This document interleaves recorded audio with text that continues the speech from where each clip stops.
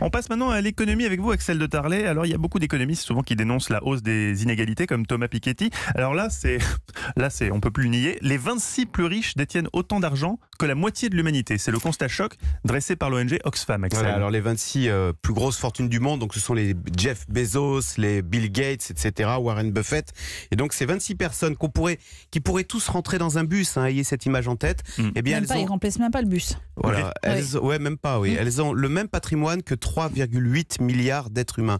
Et là, c'est intéressant parce qu'on parle beaucoup des inégalités de revenus, ce qu'on gagne. Mais là, cette étude Oxfam parle des inégalités de patrimoine, de ce qu'on a.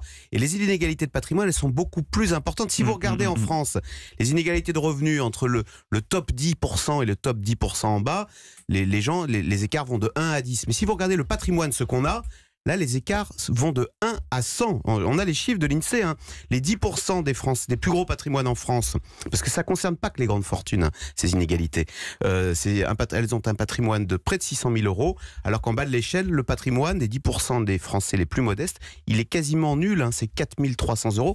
Et ce patrimoine, tant pour les plus fortunés, tend à augmenter parce que on sait la richesse est captée par les happy few. Puis alors en France, il y a eu un autre phénomène qui a été l'immobilier. La hausse de l'immobilier, oui. Alors ces inégalités étant au cœur des mouvements de protestation qu'on observe un peu partout dans le monde, que peut-on faire, Axel ? Eh bien, on peut mieux répartir la richesse. Alors c'est facile à dire, mais c'est pour ça que cette étude tombe justement à la veille de Davos, où il y a tous les grands patrons.